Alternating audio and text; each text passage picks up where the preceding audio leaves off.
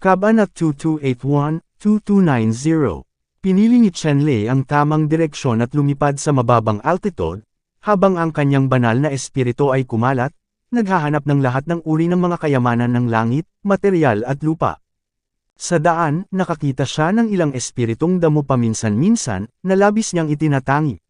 Bagamat maraming benepisyo, hindi gaanong nasisiyahan si Chenlei sa pangkalahatan, dahil bagaman ang mga espiritong damong ito ay itinatangi, gumugol sila ng ilang oras sa labas, posible rin na makahanap ng mga pagkakataon na hindi masyadong masama.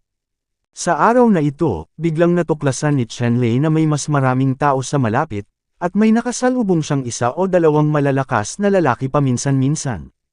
Gayunpaman, ang makapangyarihang mga taong ito ay tila nagmamadali. Nang makita nila si Chenlei, hindi nila ito pinansin at lumipad pasulong. Isa o dalawang tao, wala pa ring pakialam si Chenlei, ngunit sa maikling panahon, 10-10 daang makapangyarihang tao ang lahat ay lumipad, na naging dahilan ng pag-usisa ni Chenlei at sinundan ito ni Go sa direksyon ng malakas. Ayon sa paghatol ni Chenlei, kung napakaraming tao ang nagtitipon sa isang direksyon, tiyak na may kakaibang kayamanan na isinilang. Matagal na nagmaneho si Chenlei sa direksyon kung saan lumipad ang malalakas na lalaking ito, at sa wakas ay huminto sa harap ng isang bundok ng mga espiritu.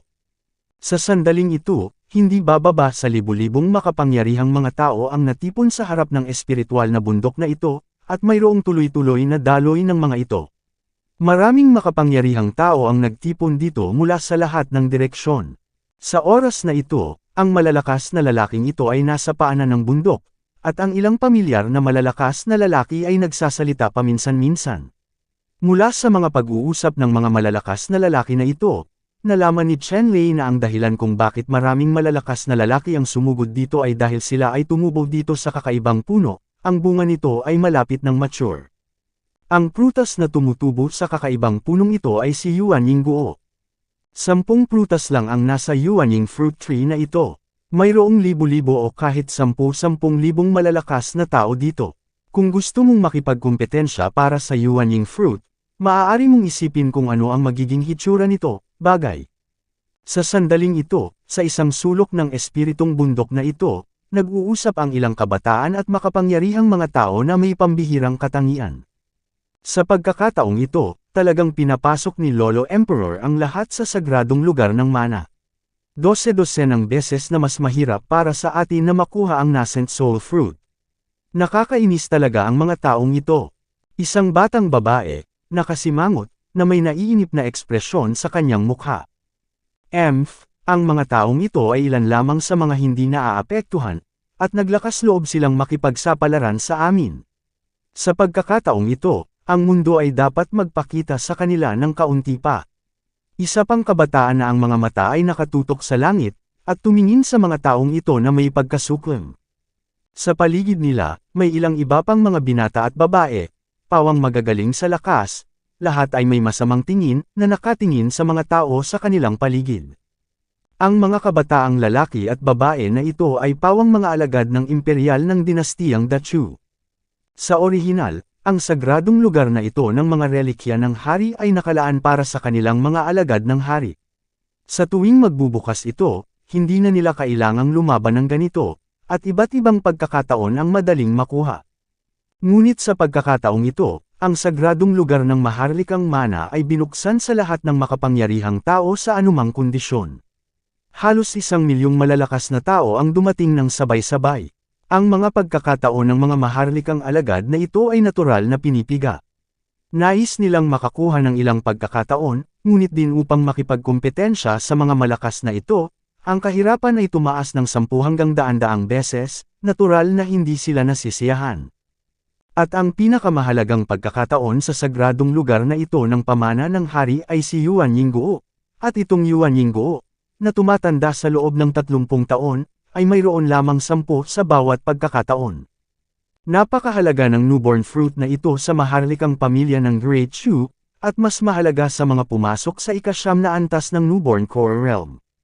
Ang nascent infant fruit na ito ay lumaki sa espiritong bundok na ito, at ang lokasyon ng espiritong bundok na ito ay hindi lihim sa mga disipulo ng kahariang ito. Ang mga maharlikang disipulong ito ay sumugod dito pagdating nila sa banal na lupain, handang tipunin si Yuan Yingguo. Kaya lang pagkarating nila, nadiskubre nilang hindi pa pala matured si Yuan Yingguo, at inabot ng 3 hanggang 5 araw para maging ganap. Tanging ang mature na Yuan Yingguo lamang ang maaaring magkaroon ng ganoong uri ng anti-sky effect. Siyempre, ang mga maharlikang disipulong ito ay kailangang maghintay at maghintay para sa paglaki ni Yuan Yingguo. Nitong mga nakaraang araw na naghihintay sila, hindi sinasadyang na ilabas nila ang balitang may balita tungkol kay Yuan Yingguo, na kumalat sa lahat ng sulok, na umaakit sa atensyon ng libu-libong makapangyarihang tao. Ang mga powerhouse na ito, lahat ay gustong kunin ang nascent soul fruit sa kanilang mga kamay. Sa kanila, karamihan sa kanila ay nasa ika-9 na antas ng elemental core realm, at ang ilan ay wala sa ika-9 na antas ng primal core realm. Sumugod din sila, bagamat hindi sapat ang kanilang paglilinang, magagawa nilang makapasok sa ika-9 na antas ng Yuandan realm maaga o huli, maaaring magkaroon ng proteksyon ng Yuanying fruit body, at makalusot sa Yuanying realm nang walang anumang kahirapan. Kaya, kung sino man ang nakabalita sa paligid, kahit anong cultivation realm, para itong gamo-gamo sa apoy at sumugod. Akala talaga ng mga taong ito na makukuha nila ang nascent soul fruit kapag sumugod sila rito. Ito ay talagang walang muwang.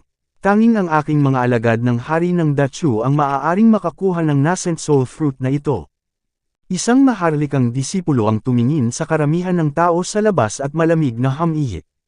Tiningnan ni Chen Lei ang espiritual na bundok na ito at naramdaman na ang espiritual na bundok na ito ay naglalabas ng pakiramdam ng pang-api, na para bang mayroon itong sariling buhay o espiritualidad. Sa katunayan, si Lingshan lamang ang may espiritualidad na makapaglilinang ng mahahalagang kayamanan tulad ni Yuan Yingguo.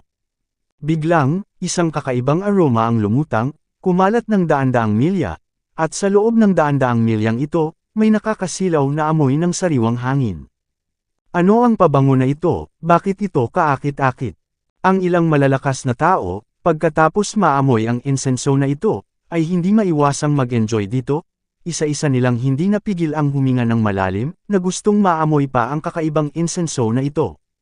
Lumaki na si Yuan Yingguo. Sa sandaling ito, may sumigaw. Narinig ng lahat ang boses na ito at lahat sila ay tumingin sa tuktok ng bundok. Kahit na libu-libong talampakan ang taas ng bundok, at may mga ulap at ambon na tumataas sa gitna ng bundok, hindi pa rin nila maihiwalay ang mga mata ng lahat. Sa tuktok ng bundok, isang maliit na jade, parang puno na may 10 gintong bunga na nakasabit. Sa kasalukuyan, ang 10 prutas ay ginintoang, walang bakas ng sari-saring kulay. Para silang gintong-ginto, na puno ng halos 100.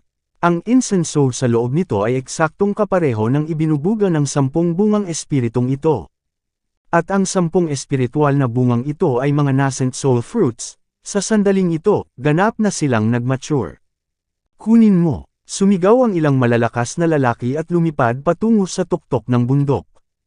Puff at puff, ang malalakas na lalaking ito ay lumipad sa himpapawid, at bigla silang naging katulad ng mga dumpling, na lahat ay nahulog muli mula sa himpapawid. Sa sandaling ito, nakita ng lahat na sa kawalan, ang isang patch ng mga simbolo ay lumiwanag, hinabi sa isang network, nanginginig ang lahat sa hangin pababa. Ang bundok na ito ay may mahiwagang paghihigpit.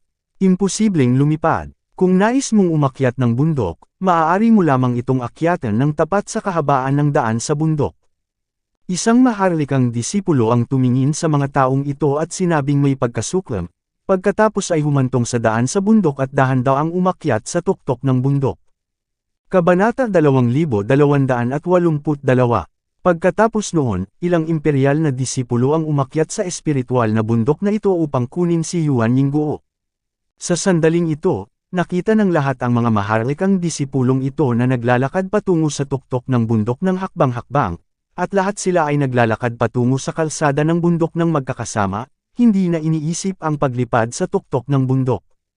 Siyempre, may ilang mga tao na hindi naniniwala sa kasamaan, kaya't sila ay umangat sa hangin, sinusubukang lumipad sa tuktok ng bundok. Nayanig lang ang grupong ito ng mga misteryosong simbolo na lumitaw sa himpapawid. Bawat isa sa kanila ay bagbog at namamaga, at halos mabali ang mga buto. Matapos ang ilang pagkatalo, ang mga taong ito ay tapat ding tumuntong sa pulikulikong daan paakyat ng bundok at naglakad patungo sa tuktok ng bundok.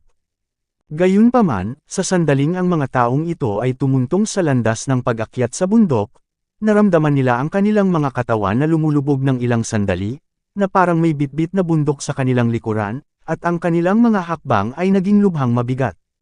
Walang sino man ang nakakaramdam ng ganito, ngunit lahat ay nakakaramdam ng ganito. Sa paikot-ikot na kalsada ng Lingshan Mountain, talagang may mga paghihigpit ang mga hindi sapat na malakas ay hindi makakaakyat sa tuktok ng bundok. Sa oras na ito, sinundan din ni Chenlei ang karamihan at tumungo sa kalsadang ito sa bundok. Naramdaman din niya ang pressure na dumarating, na para bang isang malaking bundok ang dinidiin sa kanya. Ang gravity dito ay 10 beses na mas mabigat kaysa sa labas. Gayunpaman, ang pressure na ito ay hindi isang malaking problema para kay Chenlei. Napakabilis niya, umakyat patungo sa tuktok ng bundok. Sa katunayan, hindi lamang si Chenlei, ngunit ang 12 ng mga figure ay napakabilis din, na humaharurot patungo sa tuktok ng bundok na halos hindi naapektuhan. At ang iba pang makapangyarihang tao, nang makita ang eksenang ito, ay sinubukan din ang kanilang makakaya na durugan ang katawan ni Yuan Dan, ginamit ang lahat ng kanilang lakas, at sumugod patungo sa tuktok ng bundok. Ito ay isang kahihiyan na ang mga paghihigpit sa mga kalsada sa bundok ay napakalakas.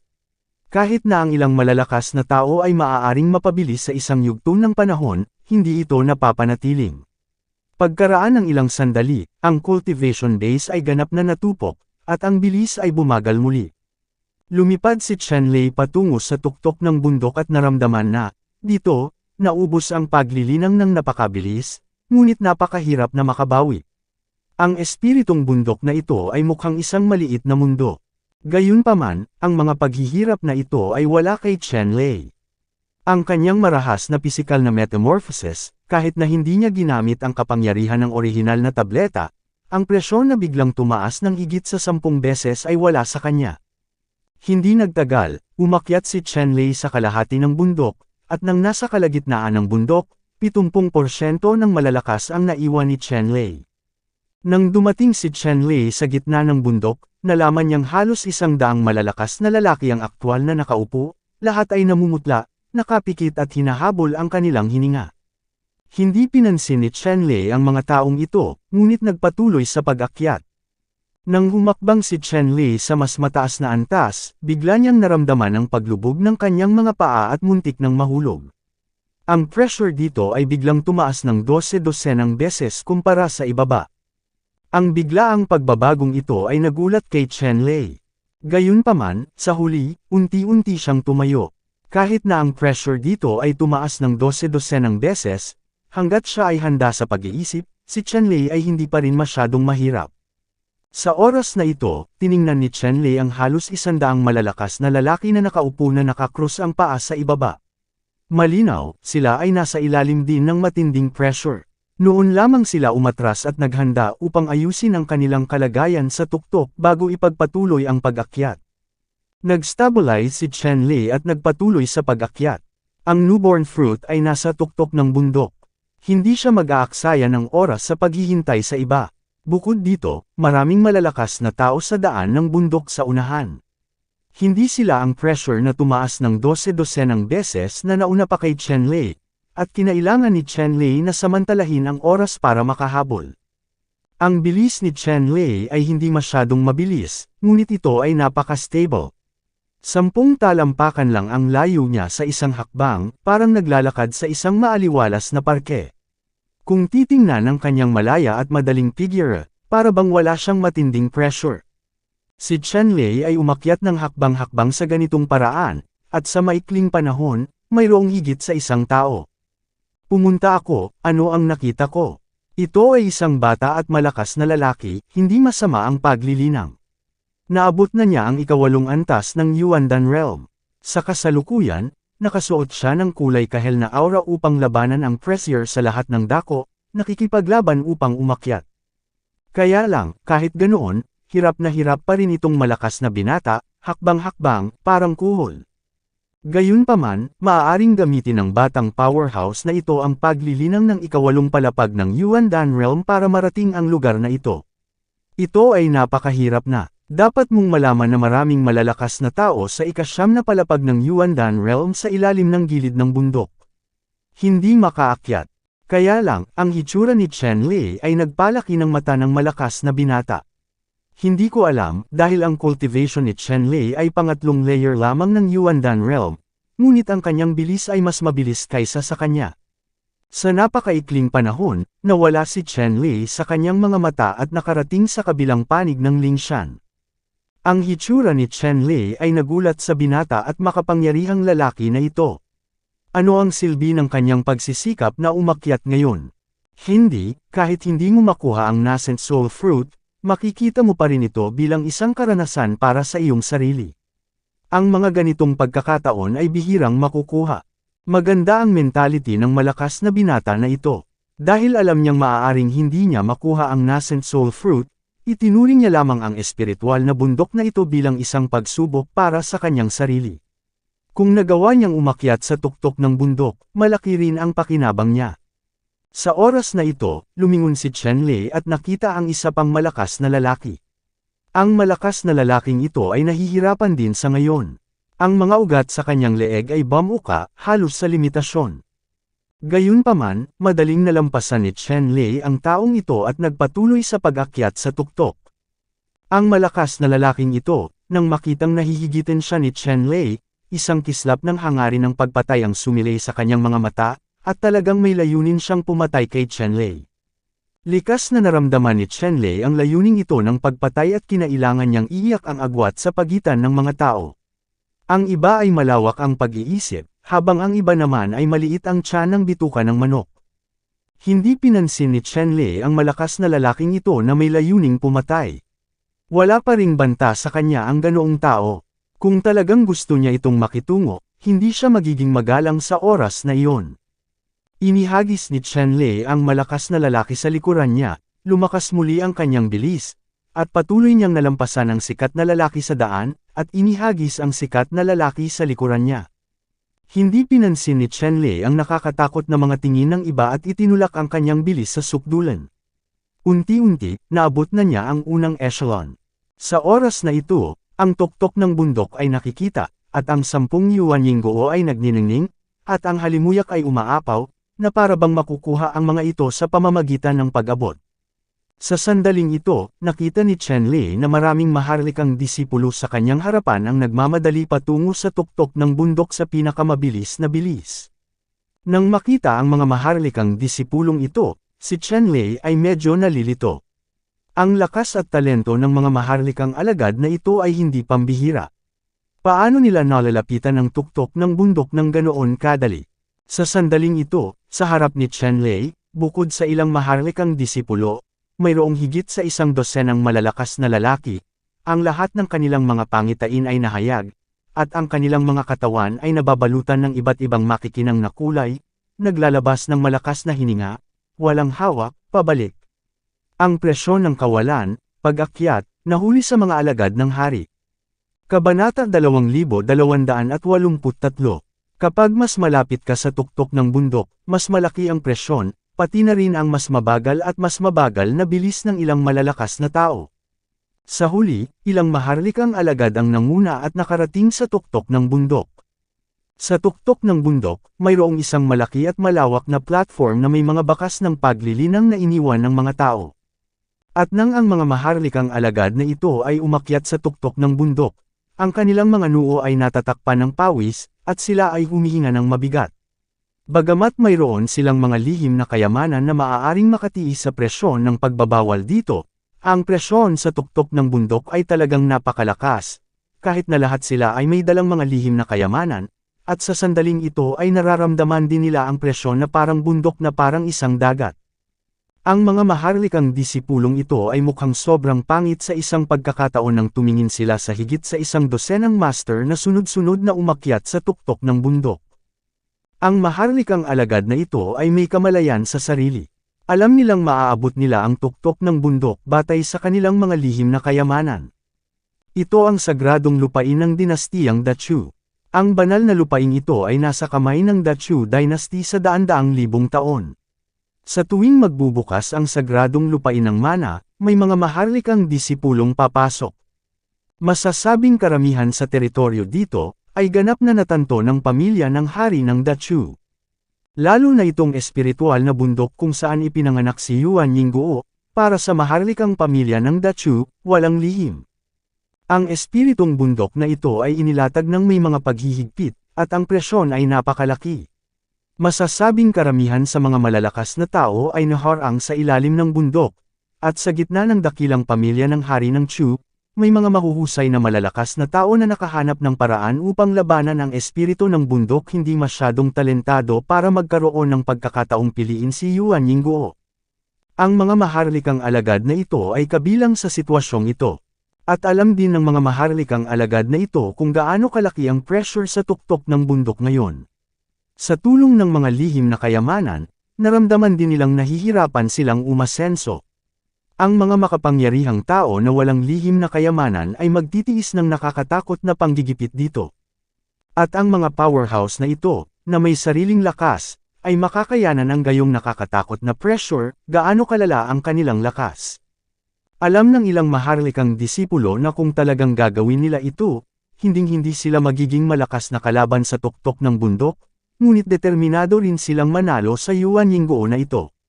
Sa oras na ito, umakyat na rin si Chenlei sa tuktok ng bundok, at naramdaman din niya ang matinding pressure na nagmumula sa kanya, na naging sanhi ng paglangit-ngit ng kanyang mga buto.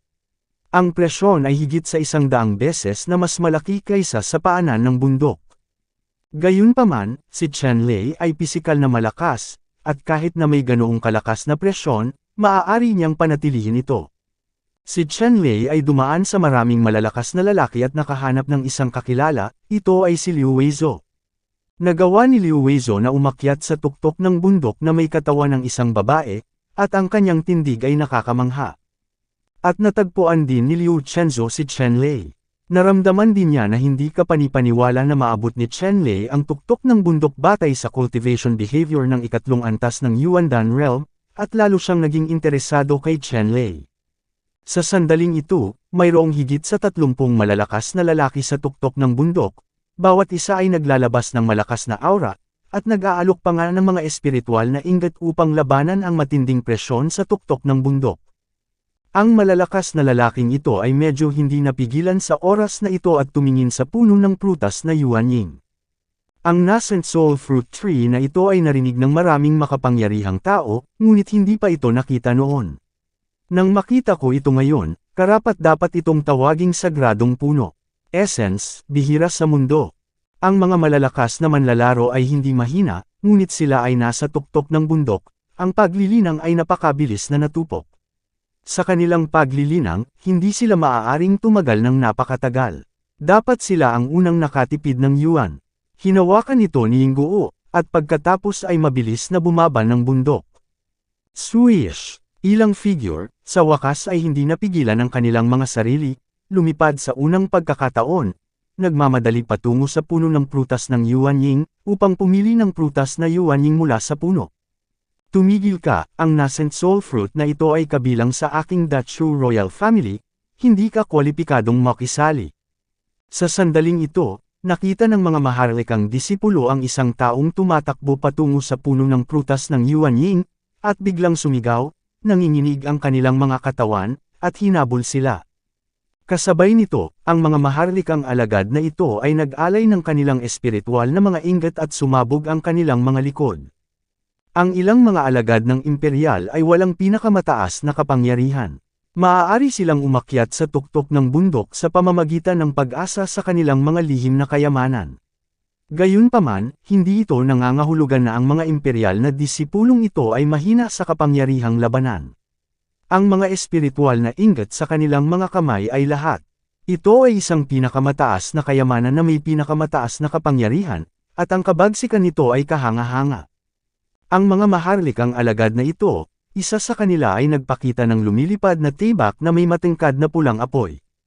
Ang mga apoy ay kumikislap, na naglalaman ng nakakatakot na enerhiya na katangian ng apoy, na sapat na upang matuno ang isang tuktok ng bundok at lumipad, na nagdulot ng isang malaking alon ng apoy. Patayin ang isa sa kanila. Isa pang Imperial Disciple ang nagtaas ng kamay at naghagis ng shuttle. Ang mga rune sa shuttle na ito ay magkakaugnay. Ang bilis ay kasing bilis ng kidlat, ang nakamamatay na aura ay sobrang nakakatakot na madali itong makalusot sa tuktok ng mga Diyos, at ito ay hindi magagapi. Mayroon ding Imperial Pupil na nagbuburst sa bilog ng universo, nagniningning na may 5 kulay ng kinang, sumisira sa kalangitan, at maaaring naglalaman ng kakaibang kapangyarihan, sapat na para durugan ang isang malakas na tao sa siyam na layer na Yuandan Realm. 7 imperial na disipulo, 7 napakalakas na espiritual na tungkod, sabay-sabay na bumaril, binomba ang ilang malalakas na lalaki sa harapan na sumugod patungo sa puno ng prutas ng Yuan Ying, biglang, ang piraso ng walang laman na ito ay halos matalo, at ang kalangitan ay puno ng marahas na pagbabago-bago ng enerhiya, ilang makapangyarihang tao sa harap niya ang dapat patayin. Ilang powerhouses na sumugod sa Yuan Ying Fruit Tree ay naramdaman ang nakakatakot na hininga na nagmumula sa likuran, at lahat sila ay nagalit, nanginginig ang kanilang mga katawan, at gustong iwasan ito. Maraming mga powerhouse ang nasa unang lugar. Sinisira ng oras ang espiritual na inggit at pinuprotektahan ang sarili nito. Boom! 7 espiritual na inggit ang pinasabog sa ilang makapangyarihang tao, at nagkaroon ng marahas na pagsabog. Biglang nagbago ang kutis ng malakas na lalaki. Ang mga espiritual na inggit sa mga kamay ng maharlikang mga disipulong ito ay napakalakas. Kahit ilang malalakas na lalaki lang ang nasugatan dahil sa pagkabigla, bumulwak sila ng dugo. Kabilang sa mga ito, isang mahirap na malakas na tao ang tinamaan ng sansinukob, at napunit sandali, pagkatapos ay sumabog sa isang ulap ng dugo, at ang kanyang kaluluwa ay nawasak. Naglakas loob ka bang gawin ang kalupitan na ito? Ang malalakas na lalaking ito ay nagulat at nagalit, tumingin sa maharlikang mga alagad, at galit na sinabi. Ang nascent infant fruit na ito ay pag-aari natin, sinuman ang maglakas loob na mamites nito, lumaban sa amin at pumatay ng walang awa. Malakas na sinabi ng isa sa ilang maharlikang disipulo, ang kanyang mga mata ay mabangis. Huwag mong isipin na ikaw ay isang maharlikang disipulo, hindi ako nangangahas na patayin ka. Sa oras na ito, dahan-dahang sinulyapan ng isang malakas na lalaki ang mga maharlikang disipulong ito, sabi ni Senador Sheng. Kung gusto mo kaming patayin, kaya mo ba? Hindi umatras ang ilang maharlikang disipulo, na medyo pamilyar din. Sa kasong ito, huwag mo akong sisihin sa pagiging walang malasakit. Panipi. Ang malakas na lalaking ito, sabi ni Senador Sheng, at pagkatapos, nang walang pag-aalinlangan, ay sinampal ang isang maharlikang alagad. Ang imperial na disipulo ay nanunuya, ang lihim na kayamanan sa kanyang katawan ay naglabas ng malambot na liwanag, at ang kanyang lakas ay tumaas ng husto, na binabawasan ang halos lahat ng presyon dito. At pagkatapos ay sumugod patungo sa malakas na lalaki, na may gintong sibat sa kanyang kamay, namumulaklak isang matalim na malamig na liwanag mabangis na tumagos sa malakas na lalaki. Kabanata 2284. Sa ilalim ng basbas ng lihim na kayamanan, ang bilis ng maharlikang disipulong ito ay umabot sa sukdulan. Sa gininto ang sibat, isang nakakatakot na enerhiya ang lumundag, at isang gininto ang sibat na sinag na ilang metro ang haba ay nilamon, marahas na umaapaw, at may puff, direktang tumagos sa lalamunan ng malakas na lalaki. Ang malakas na lalaking ito ay hindi inaasahan na ang ganitong sitwasyon ay magaganap, at hindi siya titingin sa kanya sa mga mata. Sa katunayan, ang lakas ng malakas na taong ito ay higit na malakas kaysa sa imperial na disipulo, gayunpaman, ang imperial na alagad na ito, sa tulong ng lihim na kayamanan, lalo na pagkatapos niyang ganap na sirain ang lihim na kayamanan, ang kapangyarihan ng lihim na kayamanan ay tumaas pa, upang halos hindi niya maramdaman ang napakalaking presyon sa tuktok ng bundok, at naisagawa ang lahat ng kanyang karaniwang lakas sa pakikipaglaban. At ang malakas na lalaking ito, sa ilalim ng napakalaking presyon, ang paglilinang sa suit ay halos ginagamit upang labanan ang presyon sa tuktok ng bundok, na nakaharap sa maharlikang alagad na ito, natural na walang pagkakataon. Binawi ng maharlikang alagad ang gintong sibat, pagkatapos ay dahan-dahang tumingin sa iba, at nagsabi, sino pa ang manggahas na mamatay? Ang nascent soul fruit na ito ay eksklusibong pagmamay-ari ng royal family. Hindi ka pwedeng makisali, kinukumbinsi kita. Iwaksi mo ang ideyang ito, agad na umatras pababa ng bundok, Mio iligtas mo pa ang iyong buhay. Kung hindi, huwag mo kaming sisihin sa mga ganitong malupit na aksyon. Panipi. Malaking tono. Sa dami ng tao, isang boses ang tumunog, puno ng panunuya. Sino ang maglakas loob na magsalita ng ganito? Kung hindi siya kumbinsido, maglakas loob na lumabas upang lumaban. Ang imperial na disipulo, na may kumikinang na mga mata, ay tumingin sa karamihan.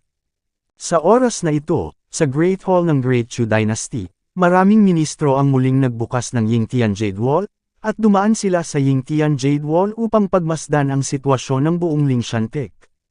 Ito si Chu Lai, ang anak ng ikatlong henerasyong si King Duan. Mula pagkabata, mayroon na siyang pambihirang talento at tapang. Hindi ko inaasahan na maglalakas loob siya na maging makapangyarihan at kasiya siya sa harap ng napakaraming makapangyarihang tao. Panipi. Tumingin ang ilang ministro kay Chu Lai at madalas na tumango. Bagamat sinasabi nila na ang pagbubukas ng banal na pamana ng maharlikang lugar sa labas ng mundo sa pagkakataong ito ay upang bigyang daan ang lahat ng malalakas na makakuha ng mga pagkakataon at mapabuti ang paglilinang, ito rin ay upang gampanan ang mukha at prestihiyo ng kaharian halina. Ang mga disipulo ng kaharian ay tiyak na maging mas malakas upang ang mga taong ito ay makaramdam ng paghanga sa maharlikang pamilya. Sa sandaling ito, nakita ni Chu Lai ang mga malalakas, at wala siyang kahit katiting na takot. Sa tulong ng mga lihim na kayamanan, kaya niyang sugpuin ang mga taong ito. Hanggat kunin niya ang Nascent Soul Fruit sa kanyang kamay at kunin ito kaagad, makakalusot siya sa Nascent Soul Realm, at kapag naabot mo na ang Nascent Soul Realm, mas hindi ka na natatakot sa paghihiganti ng mga makapangyarihang taong ito. Sa makatuwid, ang pagbaril ni Chu Lai ay lubhang malupit, at walang puwang para sa awa. Sa sandaling ito, isang malakas na lalaki ang humiwalay sa karamihan, tumayo, tumingin kay Chu Lai, at nagsabi, "Ito ang sinabi ko, kumusta ka?" Tumingin si Chu Lai sa malakas na lalaki, nakita ang ilang nakasisilaw na bituin sa damit ng malakas na lalaki, at bahagyang kinilig siya at sinabing, "Ikaw ba ay isang disipulo ng Star Sect?" "Oo, Lin Mokshuan, gusto ko ng Nascent Soul Fruit, wala ka bang komento?" Lin Mokshuan, siya ba si Lin Mokshuan? Sa oras na ito, ilang makapangyarihang tao, pagkatapos marinig ang mga salita ni Lin Mokshuan, ay mabilis na dumistansya kay Lin Mokshuan at lumayo sa pamatay na Diyos na ito. Ang katanyagan ni Lin Mokshuan, masasabing ang buong dinastiya ng Great Chu, na may pambihirang talento at walang kapantay na record, ang paglilinang ay hindi maarok. Sa paglilinang ng siyam na layer na Yuandan na kaharian, minsan niyang pinatay ang isang makapangyarihang Yuanying realm na masamang espiritu. Sa pangkalahatan, imposible para sa isang malakas na tao sa Yuandan realm na pumatay ng isang malakas na tao sa Yuanying realm. Gayunpaman, imposible para kay Lin Mokshuan na pumatay ng isang malakas na thalho sa Yuanying realm gamit ang kanyang sariling mga kamay bagamat hindi alam ng lahat kung paano ito ginawa ni Lin Mokshuan, ngunit ang tala na ito ay totoo. Dahil sa record na ito, halos kilala si Lin Mokshuan bilang unang tao sa Yuandan realm ng Great Chu Dynasty. Higit pa rito, napakabata pa ni Lin Mokshuan at may walang limitasyong potensyal. Kahit si Chu Lai ay narinig na ang pangalan ni Lin Mokshuan, kahit na sa tulong ng mga lihim na kayamanan, hindi siya sigurado kung kaya niyang patayin si Lin Mokshuan. Kasabay nito, alam din ni Chu Lai na bilang isang disipulo ng Star Sect, ang Star Sect ay isa sa siyam na banal na pintuan. Kahit na talagang patayin siya ni Lin Mokshuan, ang maharlikang pamilya ng Great Chu Dynasty ay hindi kailanman magiging Chu Lai revenge, dahil sa lakas ng The Chu Dynasty, hindi talaga siya nang ahas na ibaling ang mukha sa Star Sect ngayon. Si Young Master Lin pala. Sa ganitong paraan, mayroong kabuuang 10 Nascent Soul Fruits. Ang aming 7 kapatid ay may tig-1, at 3 ang natitira. Isa sa kanila ay si Young Master Lin. Ano sa tingin mo, Panipi? Sa oras na ito, hindi nang ahas si Chu Lai na salakayin si Lin Mokshuan, ngunit nagmungkahi ng solusyon. Tumango si Lin Mokshuan at sinabing, "Okay, kukuha lang ako ng isa." Pagkatapos magsalita, tumabi si Lin Mokshuan at tumigil sa pagsasalita. Si Lin Mokshuan ngayon ay ayaw makipag-away sa mga maharlikang disipulo ng dinastiyang The Chu, bagaman naniniwala siya na ang mga taong ito ay tiyak na hindi niya kalaban. Ngunit, pagkatapos ng lahat, ito ay isang sagradong lugar para sa maharlikang mana. Kung ang ilang mga alagad ng maharlikang pamilya ay talagang tinanggal, ang maharlikang pamilya ng Dachu Dynasty ay malamang na mababaliw. Hindi niya kailangang masaktan ng maharlikang pamilya ng Dachu para sa isang nascent soul fruit. Lumalabas na ang mga disipulo ng maharlikang pamilya ng Dachu ay isang grupo lamang ng malalambot na tao na nananakot at natatakot sa kahirapan. Sa oras na ito, may isa pang boses, isang galit na boses. Nang marinig ang boses na ito, biglang namula ang mukha ni Chulai, at kumalat ang kanyang galit, at sumigaw siya, sino ang nangungulit dito para ipagtanggol ang anak na ito? Tumayo, natatakot na hindi magtagumpay. Lumapit ang isa pang malakas na lalaki. Ang malakas na lalaki na ito ay kasing manipis ng isang poste ng kawayan, at ang kanyang mga mata ay puno ng malamig na liwanag, na nagpatakot sa mga tao na tumingin ng diretsyo. Ikaw ba ay isang disipulo ng Nainyu sect? Tiningnan ni Chulai ang napakapayat at payat na disipulong ito, at sinabing may pagtataka. Oo, alagad ako ng Jiuyu sect, paano na, gusto mo pa bang gawin sa akin? Malamig na sabi ng payat at malakas na lalaki, nakatingin kay Chulai na parang patay na isda ang mga mata, na nagpamanhid sa anit ni Chulai. Ang Juyuzang ay isa rin sa 9 na sagradong pintuan ng Great Chu Dynasty, at isa sa 9 na sagradong pintuan na dalubhasa sa pagpatay. Ang kakayahang gumamit ng mga paraan ng pagpatay para maging isa sa 9 na banal na pintuan ng Dachu Dynasty, makikita mo ang kakilakilabot na Nainyu sect. Bukod dito, ang Jiuyu sect ay may nakakatakot na katangian, iyon ay, kapag ito ay nakalista bilang target ng Jiuyu sect, kung gayon ito ay isang walang katapusang sitwasyon, palaging nahaharap sa pagpatay sa Jiuyu sect hanggang sa ganap na mapatay si Jiuyuzang. Kaya, sa dakilang dinastiyang Chu, ang lahat ng makapangyarihan, pagkatapos marinig ang pangalan ng Jiuyu sect, ay umiwas na parang mga ahas at alakdan, hindi kailanman ng ahas na magkaroon ng kahit katiting na relasyon sa Jiuyu sect. Kahit na si Chulai ay isang disipulo ng maharlikang pamilya, talagang ayaw niyang makisali sa Jiuyu sect. Sa oras na ito, sinabi ni Chulai sa malakas na lalaki ng Jiuyu sect, dahil siya ay isang disipulo ng Jiuyu sect, kung gayon, itong Yuan Yingguo, mayroon kang kopya. Panipi.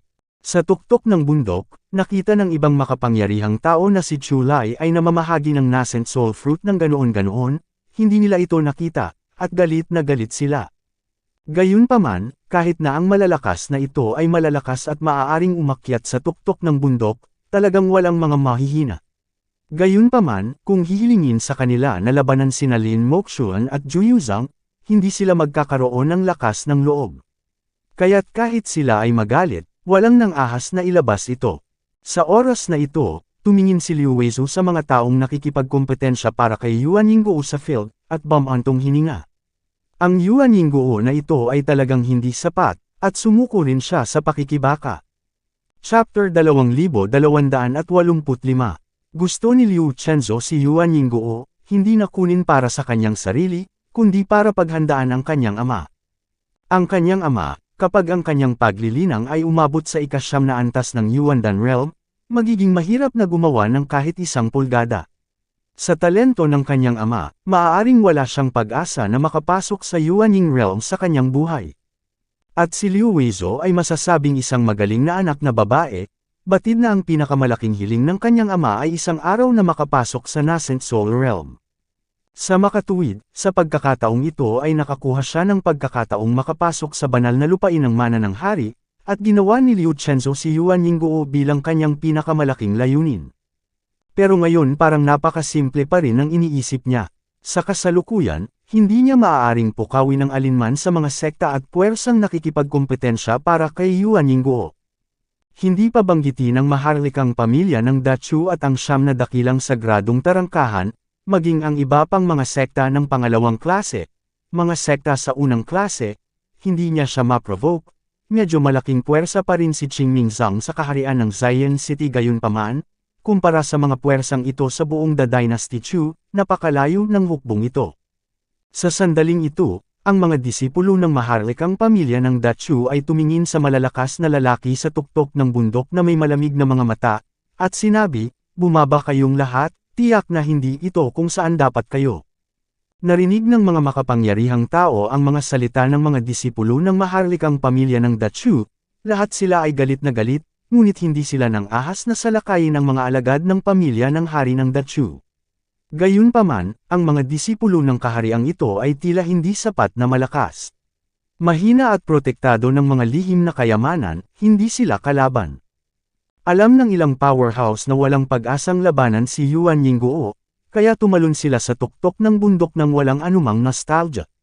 Sa tuktok ng bundok, mayroong napakalaking presyon sa lahat ng oras, na ginagawang mabilis na nauubos ang paglilinang ng mga powerhouse na ito, at hindi sila maaaring manatili dito ng masyadong matagal. Mayroon pa ring ilang malalakas na tao, ngunit ayaw pa rin silang sumuko, nakatitig sa puno ng prutas ng Yuanying, na may matibay na kulay sa kanilang mga mata. Bakit itong nascent infant fruit ang kinuha sa kanila?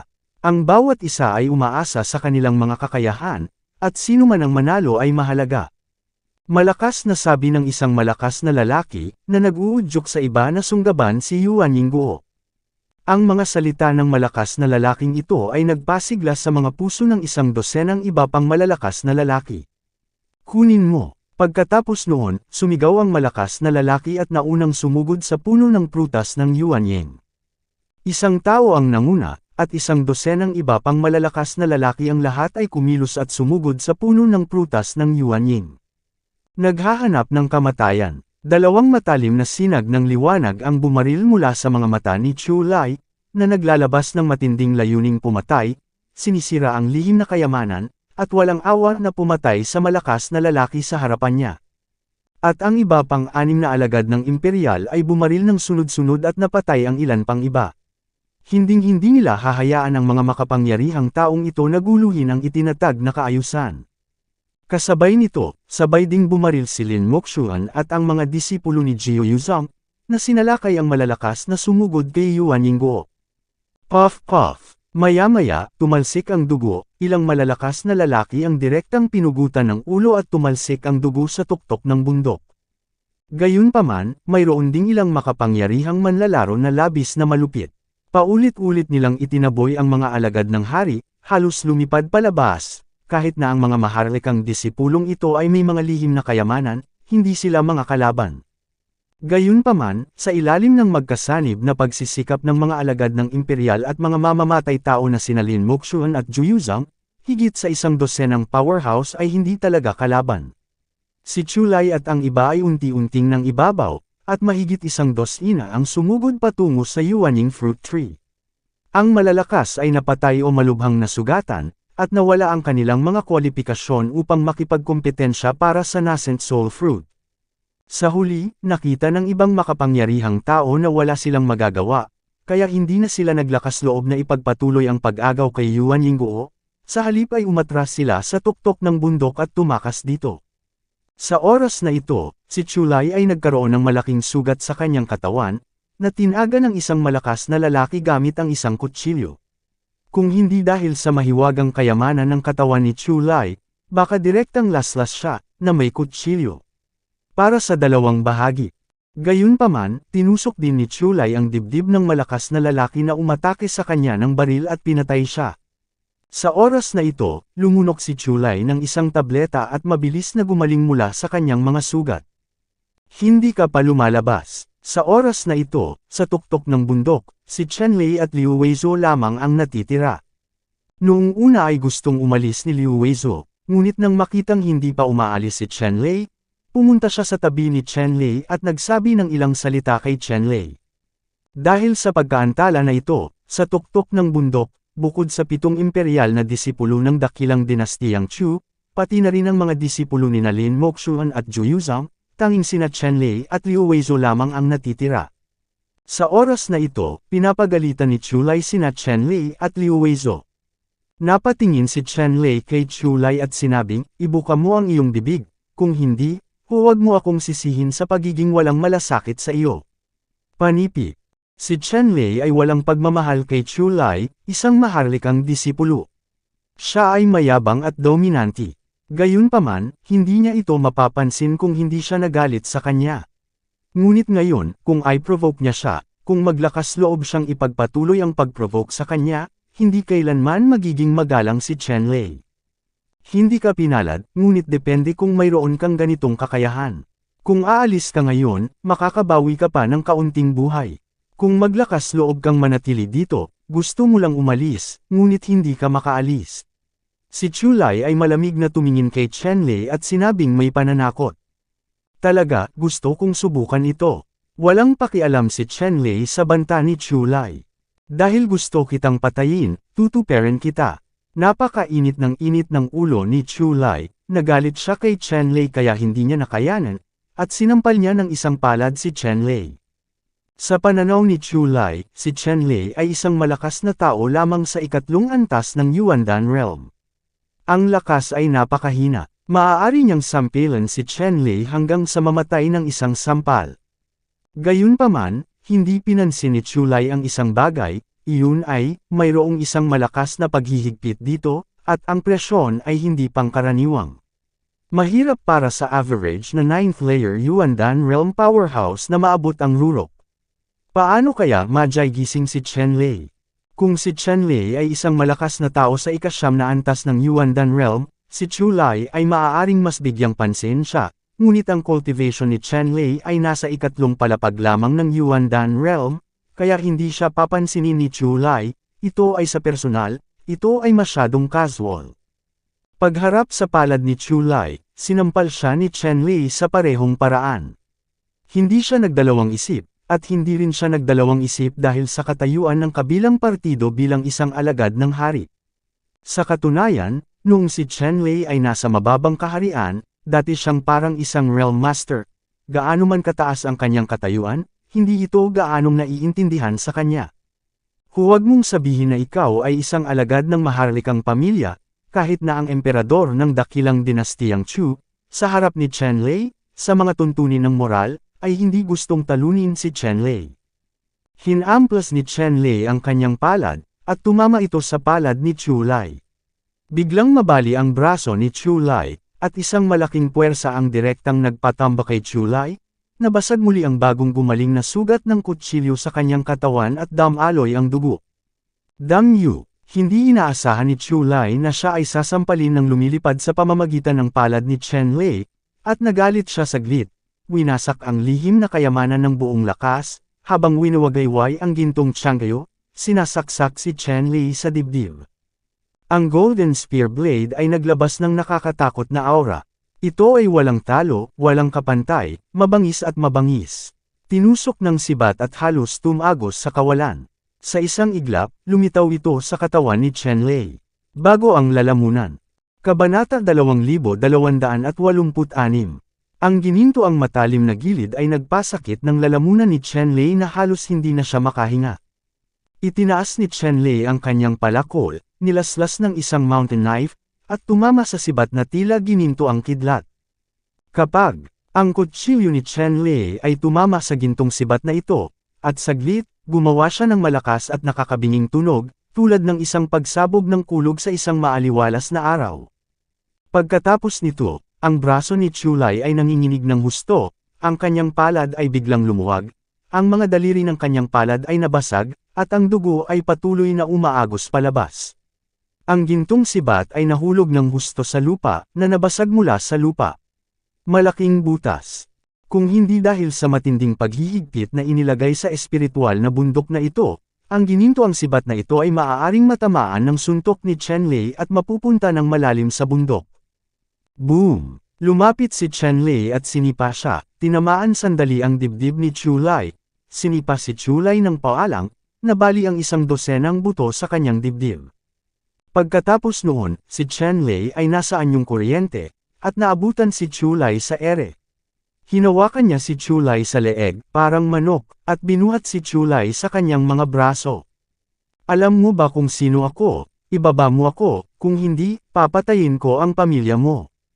Napahawak si Chulai sa leeg ni Chenlei at napahawak sa kanyang mga braso. Nakaramdam siya ng sobrang hiya. Kasabay nito, naramdaman niya ang pambihirang lakas ng kamay ni Chenlei, na para bang maiipit niya ang kanyang leeg ng bahagyang pisil. Gayunpaman, kahit na ganoon, binyantaan pa rin ni Chulai si Chenlei at hindi niya akalain na maglalakas loob si Chenlei na patayin siya.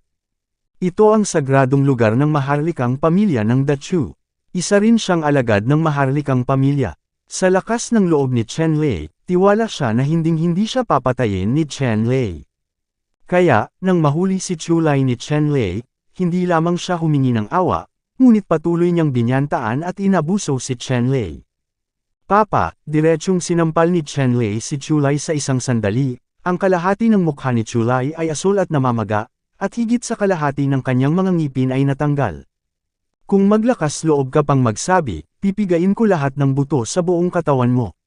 Sabi ni Chen Lei sa mahinahong boses, ngunit nang inig siya sa pakikinig sa mga tainga ni Chulai. Sa ilalim ng mahinahong tono, mayroong walang kapantay na kawalang interes at paghamak. Malinaw na nagsalita si Chen Lei at ginawa ang kanyang ginawa, hindi pinagbantaan siya. Dahil dito ay hindi nang ahas si Chulai na magsabi ng ilang salita bagamat hindi nang ahas si Chen Lei na patayin siya, hindi ako magdadalawang isip na pahirapan siya. Bitawan mo si Brother Chulai. Sa oras na ito, ang iba pang 6 na imperial na disipulo ay sumugod lahat at tumingin kay Chen Lei. Hayaan mo siya, walang problema, pero Yuan Yingguo na lang ang gagamitin ko, sabi ni Chen Lei. Ano, naglakas loob ka bang takutin kami? Malakas na sinabi ng ilang maharlikang disipulo pagkatapos pakinggan ang mga salita ni Chen Lei.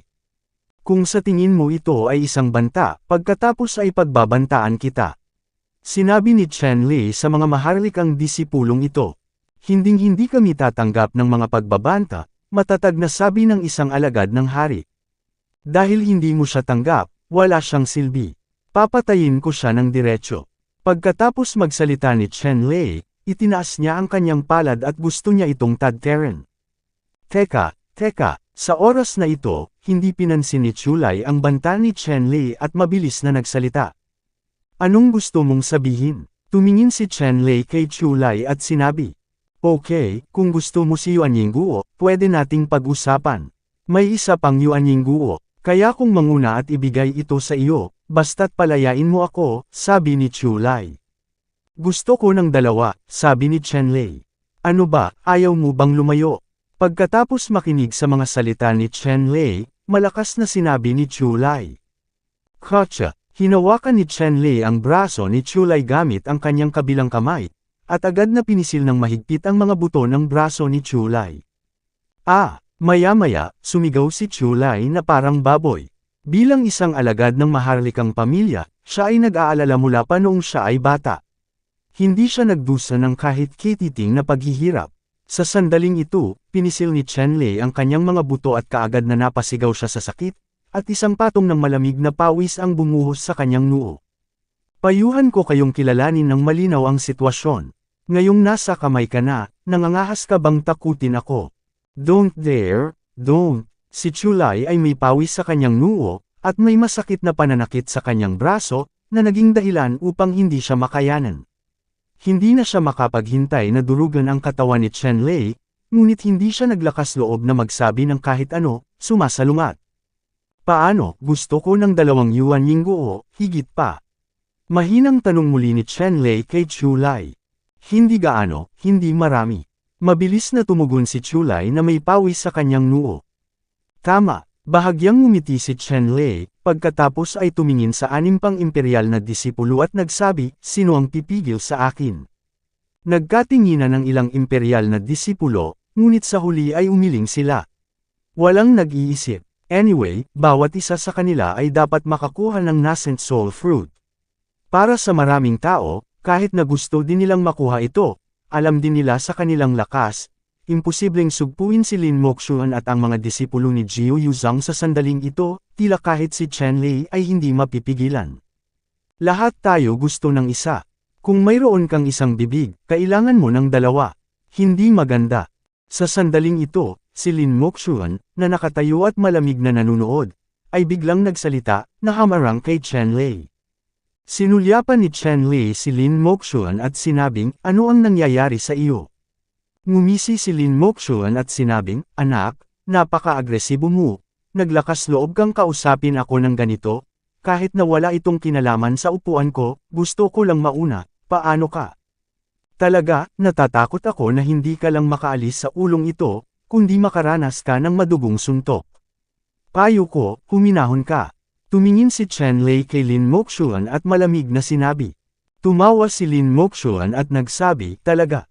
Gusto kong makita kung bakit mo ako pinalo sa ulo ko at nabasag ang dugo ko. Pagkatapos magsalita, humakbang si Lin Moxuan at inatake ng kamao si Chen Lei. Ang lakas ng boxing ni Lin Moxuan ay lubhang nakakatakot. Ang liwanag ng bituin sa itaas ng kanyang kamao ay parang isang malaking bituin, na may walang katulad na malakas na presyon, at sumabog siya patungo kay Chen Lei. Sa isang iglap, sumabog ang hangin, at gamulong ang daloy ng hangin. Ang kapirasong walang laman, sa ilalim ng kamao ni Lin Moxuan, ay tumili at maaaring masira anumang oras. Sa pagharap sa suntok ni Lin Moxuan, winigayway ni Chen Lei ang kanyang panshifast at mabangis siyang binati. Ang kamao ng bato ay dinurog ni Chen Lei, ang kamao ay sumabog, naging tunay na bato, at nabangga ng mabangis ang kamao ni Lin Moxuan. Boom! Ang kamao ni Chen Lei at ang kamao ni Lin Moxuan ay nagbanggaan sa hangin, at pagkatapos ay sumabog na may nakakabinging tunog. Ang malaking agos ng hangin ay damaloy sa lahat ng direksyon, tulad ng isang nakakatakot na alon, at naroon ang kawalan. Nanginginig na buhay. Pagkaraan ng ilang sandali, si Chen Lei at Lin Moxuan ay umatras ng higit sa 100 hakbang ng sabay, at pagkatapos ay tumayo silang muli, at ang laban sa pagitan ng dalawa ay pantay na hinati. Tumingin si Lin Moxuan kay Chen Lei at naramdaman ang nakakapanghinang sakit mula sa kanyang kamao. Halos tumulo sa dilim ang gwapo at walang katulad na mukha. 2,287. Anong uri ng tao si Lin Moxuan, isa sa mga nangungunang henyo sa Siyam na banal na pintuan ng Great Shu Dynasty. Siya ay kilala bilang isang hindi magagapi na tao ng parehong ranggo. Sa ika-9 na antas ng Yuandan Realm, pinatay niya ang isang pinakamalakas na Yuan Yingyang Thalho. Kahit na isang malakas na tao lamang sa unang antas ng Thalho cult New Soul Realm, isa rin siyang malakas na tao sa Newborn Soul Realm. Para sa mga malakas sa Primordial Alchemy Realm, ito ay isang hindi malulutas na bundok. Gayunpaman, nakamit ni Lin Moxuan ang tagumpay na ito laban sa langit, na lumalaban ng mas mataas at mas mataas, na masasabing lumikha ng isang president na hindi pa nakikita sa 10,000 taon. Ang pangalan ni Lin Moxuan ay nakasisilaw sa buong Dachu, at kumalat pa sa mga bansa maliban sa Dachu, masasabing ito ang tunay na pagmamalaki ng langit. Gayunpaman, ang gayong mayabang na makalangit na tao na may maraming aura ng kaluwalhatian ay idinagdag sa kanya, sa paghaharap kay Chen Lei, siya ay pantay na nahati, at ang kabilang partido ay talagang isang tao sa ikatlong layer ng Yuandan Realm. Walang pakialam si Lin Moxuan sa lakas ng pakikipaglaban ni Chen Lei. Ang mahalaga sa kanya ay ang talento ni Chen Lei. Makakaasa si Chen Lei sa cultivation behavior ng ikatlong layer ng Yuandan Realm para bigyan siya ng suntok nang hindi siya nasaktan. Ang ganitong uri ng talento ay napakataas, at ang mga tagumpay sa hinaharap ay tunay na walang limitasyon. Kahit si Lin Moxuan mismo, talagang imposible para kay Lin Moxuan na maabot ang ganoong antas kapag siya ay nasa ikatlong antas ng Yuandan Realm. Isang talentado at makapangyarihang tao na may talento laban sa langit ang lumitaw sa harap ni Lin Moxuan. Natural na pinapatay si Lin Moxuan at hindi pinahintulutan si Chen Lei na lumaki. Kung si Chen Lei ay ipinanganak din sa Siyam na banal na pintuan, natural na hindi papatay si Lin Moxuan. Siyempre, kung ang impormasyon ay hindi malik at ang sitwasyon ay ganap na ligtas, kahit na ito ay ilan sa Siyam na mga banal na pintuan, si Lin Moxuan ay hindi kailanman magiging malambot pagdating sa pagpatay. Sa mga nagdaang taon, mayroong 12-dosenang mga mahuhusay na disipulo kasama ng iba pang mga dakilang banal na pintuan na pinugutan ng ulo ni Lin Moxuan. Gayunpaman, gumawa ng malinis na hakbang si Lin Moxuan nang hindi nag-iiwan ng anumang pahiwatig. Lahat sila ay naging walang ulo kaso. Para kay Chen Lei, isang henyo na walang kapangyarihan sa backstage, natural na walang pag-aalinlangan si Lin Moxuan nang siya ay pinatay. Nararamdaman ni Chen Lei na ang layunin ng pagpatay sa katawan ni Lin Moxuan ay lumalakas, tila iniisip ang tungkol sa pagpapakamatay. Ngumisi si Chen Lei sa kanyang puso. Noong una, naisip niya na si Lin Moxuan, na nagawang masira ang isang napakalaking pangalan, ay dapat na isang walang kamatayang henyo. Ngunit ngayon, nakikita si Lin Moxuan na napakakitid ng pag-iisip, gaano man ito katalento, ang kanyang mga tagumpay sa hinaharap ay limitado. Bagamat naramdaman niya ang layunin ng pagpatay ni Lin Moxuan, hindi nag-alala si Chen Lei. Bagamat malakas si Lin Moxuan, hindi siya walang paraan ng pagprotekta sa sarili. Sino ka sa lupa? Tanong ni Lin Moxuan sa malalim na boses, sinusubukang unawain ang mga detalye ni Chen Lei. Ang pangalan ko ay Chen Fan, isang hindi kilalang tao. Iniulat ni Chen Lei ang kanyang pangalan, syempre sa ilalim ng isang pseudonym. Chen Fan, hindi ko pa narinig. Naglakas loob akong maging bastos sa upuan na ito. Ang upuan na ito ay dapat magturo sa iyo ng isang leksyon at ipaalam sa iyo na ito ang kabayaran para sa galit sa harap ng upuang ito. Bumaling sa kanyang isipan ang mga iniisip ni Lin Moxuan, at nagpa siya siyang hindi niya kilala ang ganoong karakter, kaya nagpa siya siyang pumatay. Pagkatapos, naglabas si Lin Moxuan ng nakakatakot na aura. Sa kanyang katawan, sunod-sunod na bituin ang biglang sumulpot na nakapalibot sa kanya. Ang mga bituing ito, na isinama kay Lin Moxuan, ay nagpapalabas ng nakakatakot na aura, pagbabago-bago. Sa sandaling ito, si Lin Moxuan ay parang nakatayo sa isang kalawakan, ang kanyang aura ay pambihira. Sa kawalan, ang mga tipak ng liwanag ng bituin ay namumulaklak, na naglalabas ng kagilahil-alas na mga pagbabago, kahit na may mga mahigpit na paghihigpit dito, ang kawalan ay piniga at napinsala, kahit na baluktot, halos bumuho. Sa sandaling ito, ang nakapaligid na mga alagad ng hari ay isa-isa, nadama na ang presyon mula sa kawalan ay tumaas ng 12-12 beses, at halos hindi sila makatagal, lahat ay umatras, iniwan ang liwanag ng bituin ni Lin Moxuan, nadagdagan ang tagong saklaw.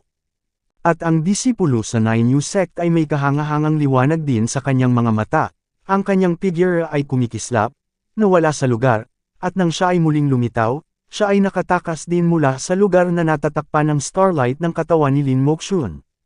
Sa sandaling ito, ang buong tuktok ng bundok ay bitik na may mga bitik, tulad ng sapot ng gagamba, na kumakalat sa paligid. Dapat mong malaman na may mga mahigpit na paghihigpit dito, at ang bundok sa tuktok ng bundok ay napakalakas, ngunit ito ay nawasak pa rin ng malupit na hininga na nagmumula kay Lin Moxuan, na nagpapakita kung gaano kakilakilabot si Lin Moxuan sa panahong ito. Nagulat si Chen Lei, ang kasalukuyang pagbabago ng aura ni Lin Moxuan ay talagang nakakatakot. Alam ni Chen Lei na tiyak na hindi makakamit ni Lin Moxuan ang momentum, kung hindi, baka hindi niya talaga siya mapipigilan. Ikinaway ni Chen Lei ang kanyang kamay, at biglang lumitaw sa kanyang kamay ang 3 pulang anteng-anteng na bola ng apoy. Walang pag-aalinlangan, nakipagkamay siya at inihagis ito at tinamaan si Lin Moxuan. Ang 3 Red at Jade Fireball Talisman na ito ay ang pinakamataas na level na Fireball Talisman na pino ni Chen Lei. Nang mabaril ang 3 anteng-anteng ng bowl ang apoy, agad silang naging 3 malalaking matingkad na pulang bowl ang apoy, tulad ng 3 maliliit na pulang bowl ang apoy. Tulad ng araw, nagradiated ito ng nakakapasong mataas na temperatura, at tumaas ang apoy, lumilipad patungo sa Lin Moxuan sa anyo ng mga produkto. Sa oras na ito, nakita ni Lin Moxuan si Chen Lei na nag-aalok ng 3 Fireball Charm at munition. Para sa 3 Fireball Charm na ito, hindi niya ito pinansin. Siya ay sumuntok, at lahat ng mga bituin ay sumunod. Ginalaw ng kanyang mga kamao, iginuhit ng kanyang mga kamao, at natipon sa isang malaking planeta, ang enerhiya ay napakalakas, namumulaklak ang mga bituin, at nakakatakot. Ang planetang ito, na binubuo ng hindi mabilang na mga bituin, ay parang isang tunay na sangkap, at binomba siya ng labis na kapangyarihan ng nagniningning na araw. Sa sandaling ito, ang walang laman ay nag-vibrate, at makikita mo na sa itaas ng tuktok ng bundok, isang serye ng mga misteryosong rune ang lumiwanag, na nagbabantay sa buong tuktok ng bundok. Ang planeta na nabuo mula sa hindi mabilang na mga kumpol ng mga bituin ay napakabigat kaya't sumabog ito kay Chen Lei ng malakas at bumangga sa 3 bowl ang apoy sa hangin. Boom! 3 simbolo ng fireball, 2 sa mga ito ay bumangga sa planeta, at isang malaking pagsabog ang naganap. Isang malaking pilak at pulang mushroom na ulap ang lumitaw, na naglabas ng isang mapang wasak at nakakapang-akit na aura. Sa lahat ng direksyon, Sa kawalan, lumitaw ang mga kadena na nabuo ng isang serye ng mga ron, pinipigilan ang kawalan at tinatakan ang lahat ng napakalaking enerhiya, kung hindi, ang maliit na burol na ito ay direktang mayayanig ng malaking puwersa. Isang malaking pagsabog sa kawalan, ang mga kamao ni Lin Moxuan ay nadurog ng 2 talisman ng bola ng apoy, at ang malaking bola ng apoy na binago ng 3 talisman ng bola ng apoy ay dumaan sa isang malaking bagyo ng enerhiya at lumitaw sa harap ni Lin Moxuan. Natigilan ang ekspresyon ni Lin Moxuan. Hindi niya inaasahan na ang 3 anteng-anteng ng bowl ang apoy na ito ay magiging napakalakas na kaya nilang makalusot sa blockade ng kanyang mga kamao. Sa oras na ito, ang talisman ng fireball ay nakarating na sa harapan, hindi nag-atubili si Lin Moxuan, at muling pinasabog ang malaking bowl ang apoy na ito. Ang malaking bowl ang apoy na ito ay sumabog at naging ulan ng apoy, na talagang direktang tumama kay Lin Moxuan. Hindi inaasahan ni Lin Moxuan na magbabago ang malaking bola ng apoy na ito matapos itong sumabog. Si Lin Moxuan ay napakalakas, at ang shockwave mula sa pagsabog ng bowl ang apoy ay hindi nagdulot ng malaking pinsala sa kanya, ngunit ang apoy na sumabog ng bowl ang apoy ay nagpabago sa kulay ni Lin Moxuan. Kabanata 2288. Sa sandaling ito, si Lin Moxuan, na napapaligiran ng mga bituin, ay naging mabituing kalangitan, na mahigpit na binabantayan ang sarili. Gayunpaman, naramdaman ni Lin Moxuan na ang Starlight Canopy sa kanyang katawan ay mabilis na nilalamon, at ang enerhiya ng Starlight Canopy ay nilamon ng mga alon ng apoy sa kanyang katawan. Ang dagat ng apoy na ito ay ganap na naiiba sa lakas mula sa iba pang mga apoy. Hindi lamang mabisyo, ngunit kakaiba rin. Maaaring lunukan ang lakas ng kanyang buong katawan at palakasin ang sarili. Ang dagat ng apoy na ito ay nad-obol lamang sa isang iglap, at ang kapangyarihan nito ay dumb-obol.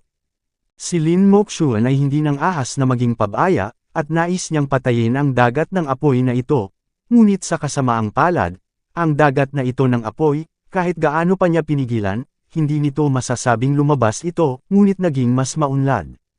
Sa oras na ito, napansin din ni Chenlei na ang 3 fireball charm na ito, laban sa isang ordinaryong 9th layer strongman sa Yuandan Realm, ay maaaring direktang magpasabog ng 9th layer Yuandan Realm sa scum. Pero iba si Lin Moxuan. Siya ang nangungunang henyo sa Yuandan Realm. Hindi sapat ang 3 fireball talisman para talunin si Lin Moxuan.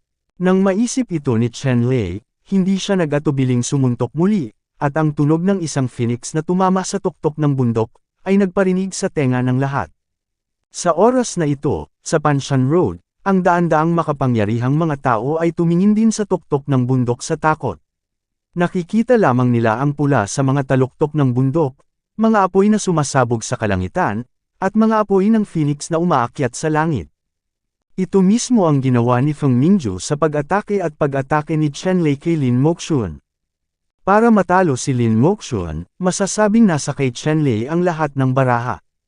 Isang fire phoenix ang sumugod mula sa kamao ni Chenlei, umiikot sa kalangitan, lumipad patungo kay Lin Moxuan na may maapoy na pagbabago-bago ng enerhiya at isang lubhang nakakatakot na aura. At ang fire phoenix na ito, pagkatapos sumugod sa dagat ng apoy sa isang dulo, ang dagat ng apoy na nabuo sa pagsabog ng fireball talisman na ito ay talagang lahat ay pinagsama sa isang fire phoenix, na ginagawang doble ng fire phoenix ang hugis at lakas ng katawan nito. Doble, ang mga balahibo nito ay malinaw na nakikita, sobrang maliwanag na pula. Ang malalaking kuko ng fire phoenix ay sumandal at dinurog ang mga bituin na nakapalibot kay Lin Moxuan, hindi mapigilan. Sa huli, direktang pinunit ng malalaking kuko ng Fire Phoenix ang starlight na kurtina ng katawan ni Lin Moxuan, at hinampas ng malakas ang katawan ni Lin Moxuan. Boom! Sa katawan ni Lin Moxuan, ang Starry Star Armor, ang nakakatakot na mga bitek ay direktang lumitaw, at pagkatapos, ang katawan ni Lin Moxuan ay nabahiran ng maliwanag na pulang apoy, at ang kanyang buong katawan ay agad na lumipad ng paalang at nakatanim ng matatag sa kanyang likuran. Ang amoy ng barbecue ay nasa hangin, at si Lin Moxuan ay halos maluto. Matapos isagawa ni Chenlei ang suntok na ito, hindi pa ito natapos. Muling tumama ang siyam na hampas ni Feng Ming. Isa pang Feng Ming ang tumunog. Isa pang apoy ng phoenix ang bumaril mula sa kamao ni Chenlei at binomba si Lin Moxuan sa hangin. Katawan. Saglit, ang Starlight Battle Armor sa katawan ni Lin Moxuan ay tuluyang nabasag. Nasunog ang isang braso at agad na naging abo.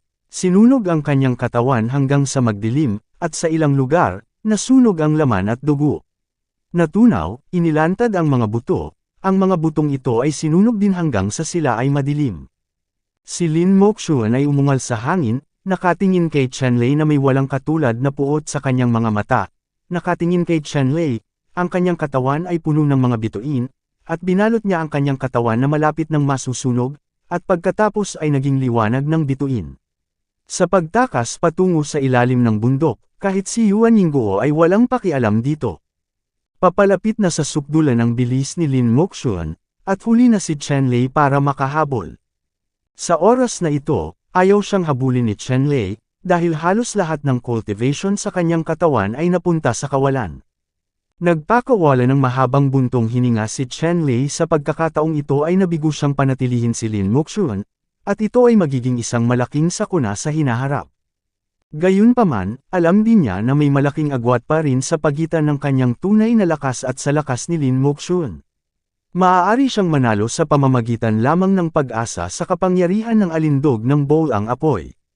Gayunpaman, sa labanan ni Chenlei, si Lin Moxuan ay malubhang nasugatan at si Lin Moxuan ay tumakas anuman ang mukha. Masasabing pagkatapos ng labanang ito, magiging napakaganda ng reputasyon ni Chenlei na tatatak sa buong Chu Dynasty. Sa sandaling ito, sa tuktok ng bundok, maraming maharlikang disipulo ang natigilan, hindi makapaniwala sa nakita nila sa harap ng kanilang mga mata.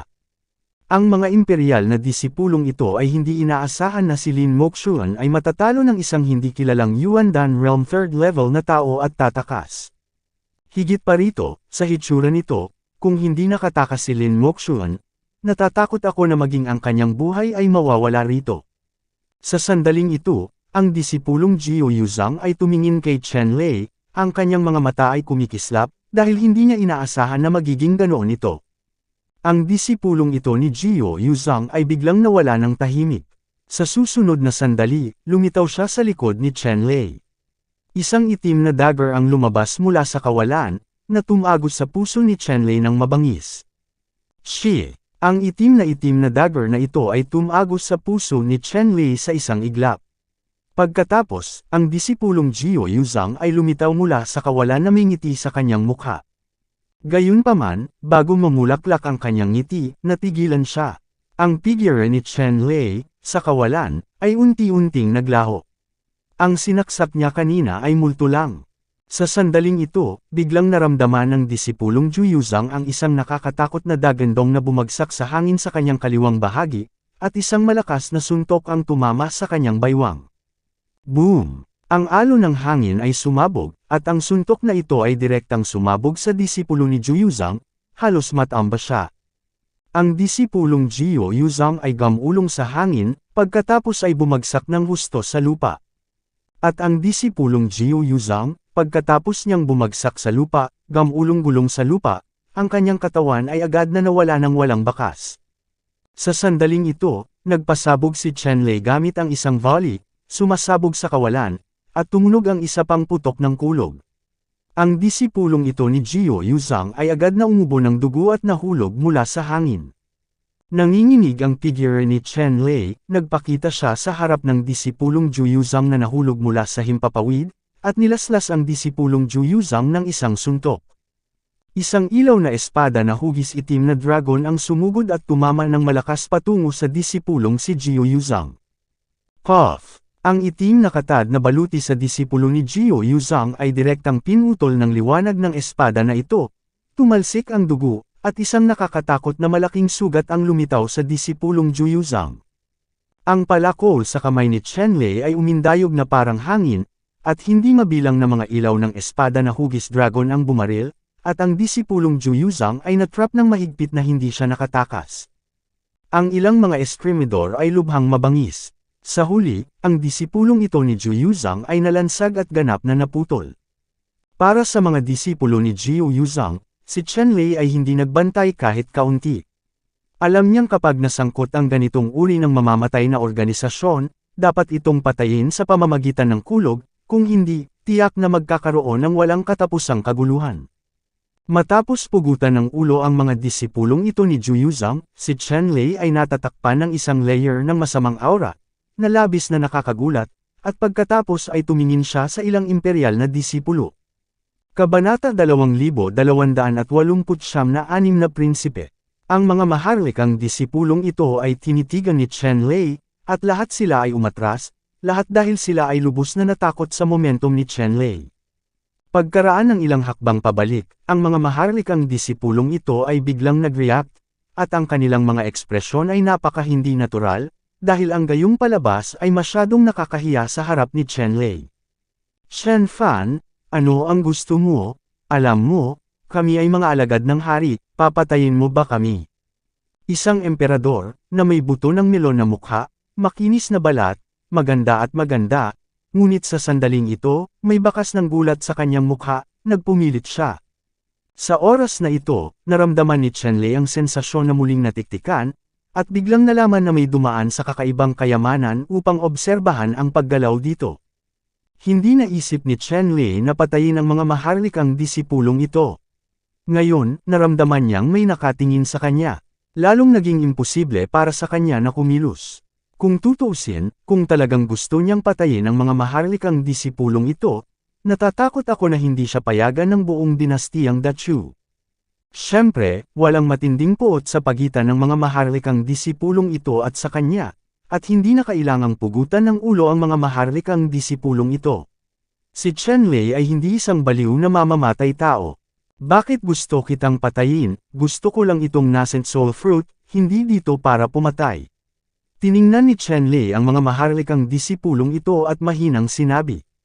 Matapos marinig ito ng emperador, nakahinga siya ng maluwag.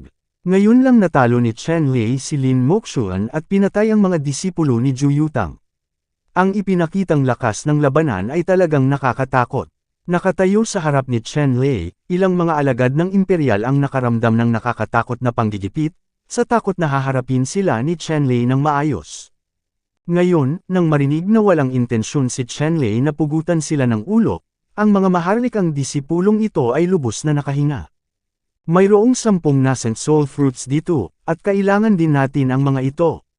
Nalaman ng emperador na si Chen Lei ay hindi gaanong mahirap magsalita, at matapang na sinabi. Walang problema, 6 kayo, tig-isa, at ang 4 na natitira ay akin, paano? Tiningnan ni Chen Lei ang 6 na imperial disciples, isang mahinang pamimilit na kumalat mula sa kanyang katawan, na nagparamdam sa 6 na imperial na disciples ng matinding pressure, at naging lubhang mahirap huminga. Walang problema, sabi ng 6 na alagad ng hari. Wu, sa oras na ito, nagising si Chu Lai. Noong kakalabanin ni Chen Lei si Lin Moxuan kanina, direktang itinapon ni Chen Lei si Chu Lai, nawalan ng malay, at ngayon ay nagising na siya. Anong pangalan mo? Ang nascent soul fruit na ito ay hindi sa iyo. Ngumuso si Chen Lei at pinutol ang boses ni Chu Lai.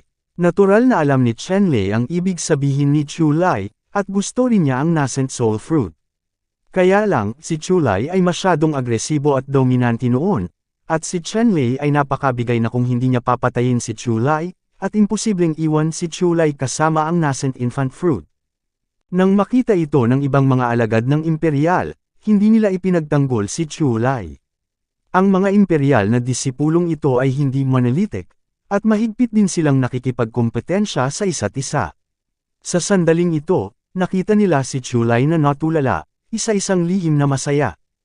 Pagkatapos ay naglakad si Chen Lei patungo sa direksyon kung saan naroon ang puno ng Yuanying, iwinagayway ang kanyang kamay, kumuha ng 4 na nagniningning na gininto ang prutas na Yuanying, maingat na inilagay ang mga ito, at pagkatapos, kasama si Liu Weizo, ay lumayo. Sa itaas mula sa bundok, bumaba si Ling Shan. Pagkababa ni Chen Lei at Liu Chenzo mula sa Ling Shan, agad silang tumayo at mabilis na umalis sa lugar. Umalis sa lugar na ito ng tama at mali, naghahanap ng tahimik na lugar, at pagkatapos ay tumigil. Ms. Liu, ito ay para sa iyo. Matapos huminto si Chen Lei sa isang liblib na lugar, binawi niya ang kanyang kamay, at si Yuan Ningguo ay lumitaw sa kanyang kamay at iniabot ito kay Liu Chenzo. Masyadong mahal. Tiningnan ni Liu Chenzo ang nagniningning na gintong Yuan Yingguo sa kanyang kamay, at ang ilan ay hindi nang ahas na tanggapin ito, ngunit alam niya kung gaano kahalaga si Yuan Yingguo. Walang anuman, nag-aaral ako ng ilang paraan ng paggawa ng mga anteng-anteng kamakailan. Kung ang babaeng iyon ay may anumang bagay sa aspetong ito, maaari mo akong tulungang mapansin siya at ipagpalat siya sa isang nascent soul fruit. Lumingon si Chen Lei kay Liu Zu nang mahinang sabi. Tumango si Liu Chenzo at sinabing, okay, walang problema. Nang maglaon, tumigil si Liu Chenzo sa pagiging mapagkunwari, at bukas palad na tinanggap ang prutas na ito ng Yuan Ying. Pagkatapos ng lahat, ang prutas na ito ng Yuan Ying ay talagang isang bagay na talagang kailangan ni Liu Chenzo. Ibinigay ni Chen Lei si Yuan Yingguo kay Liu Weizuo at aalis na sana. Sa oras na ito, biglang pinigilan ni Liu Weizuo si Chen Lei. Shen Fan, binigyan mo ako ng napakamahal na nascent soul fruit. Ako ay nagpapasalamat sa aking puso. Hindi ko alam kung paano ito babayaran. Kokolektahin ko ang mga lihim ng anteng-anteng para sa iyo, ngunit hindi iyon sapat. Ako ngayon, upang bigyan ka ng isang piraso ng balita, ito ay isang regalo kay Yuan Yingguo na iyong ibinigay sa akin. Panipi. Oh, anong balita? Labis na interesado si Chen Lei matapos makinig sa mga salita ni Liu Weizuo at tinanong si Liu Weizuo. Natuklasan ko ang isang sinaunang cave mansion sa banal na pamana ng haring ito. Mayroong matinding limitasyon doon. Hindi ko talaga mabuksan. Sa tingin ko ay dapat mayroong isang pagkakataon laban sa langit sa sinaunang cave mansion na iyon. Sinasabi sa iyo ng lokasyon na maaari kang pumunta sa Bumper of Luck. Sabi ni Liu Weizuo. Talaga, nasaan ang sinaunang bahay ng kuweba? Labis na interesado si Chen Lei matapos makinig sa mga salita ni Liu Weizuo at direktang nagtanong.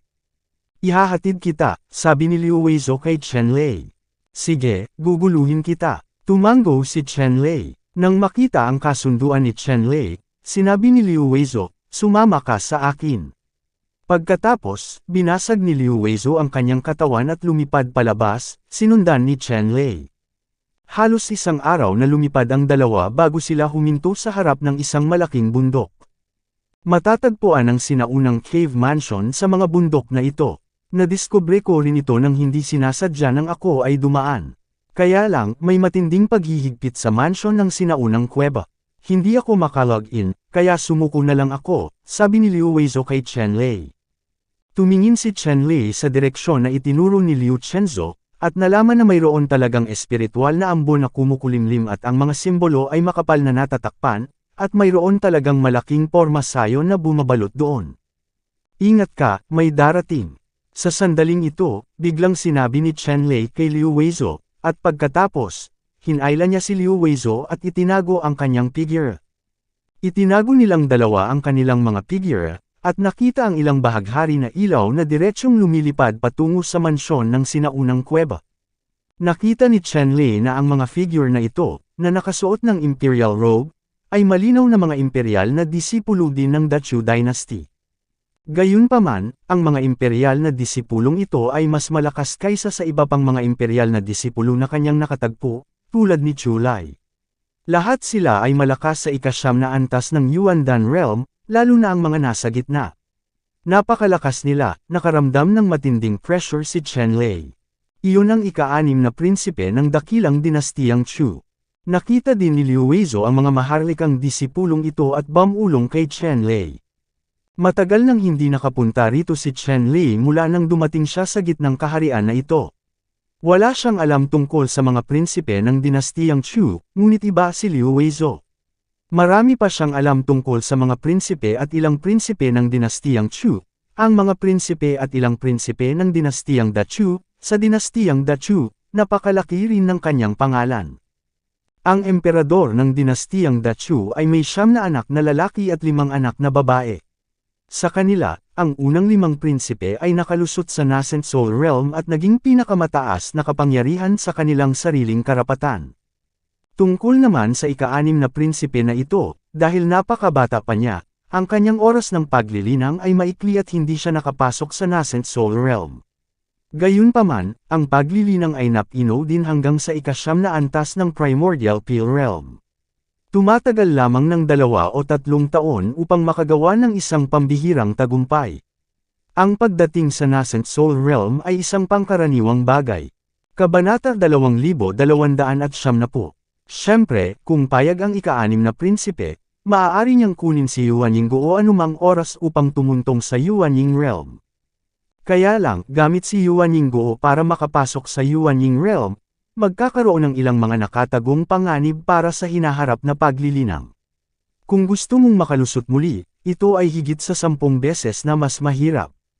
Sa makatuwid, ang sinumang henyo na may pinakamataas na talento at may kumpiyansa na makapasok sa Nascent Soul Realm batay sa kanyang sariling lakas ay hindi gagamit ng Nascent Soul. Kung tutuusin, bihira ang genius. Sa buong Dachu Dynasty, 10-10 bilyong powerhouses ang nilinang. Ang mga maaaring makapasok sa Nascent Soul Realm batay sa kanilang sariling mga talento, natatakot ako na walang kahit 100,000 tao. Karamihan sa kanila ay hindi sapat upang makapasok sa Nascent Soul Realm sa kanilang mga kwalipikasyon lamang. Sa makatuwid, ang baby nose fruit na ito ay napakahalaga para sa mga taong ito. Bihira lang at hindi kumakalat ang baby nasal fruit. Ang 3 nascent fruit sa mga kamay ni Chen Lei, sa sandaling kumalat, ay malamang na magdulot ng sensasyon sa hindi mabilang na makapangyarihang mga tao. Alam din ni Chen Lei ang mga pagkukulang nitong nascent soul na ito. Hindi niya kailanman naisip na gamitin ang Nascent Soul para makapasok sa Nascent Soul Realm. Ang ilan sa mga Nascent Soul na ito ay ginamit upang ipagpalit sa iba pang mga kayamanan, dahil mismo sa Yuan Yingguo na ito. Sa mga mata ni Chen Lei, si Yingguo ay hindi isang bihirang bagay, at hindi siya magdadalawang isip na magbigay ng isa kay Liu Chenzo.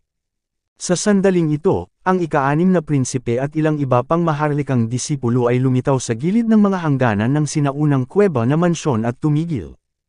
Ang sinaunang bahay na kuweba na ito, ang maharlikang pamilya ng Dachu ay matagal nang alam ang pagkakaroon nito, ngunit ang mga paghihigpit ng sinaunang bahay ng kuweba ay talagang medyo malakas.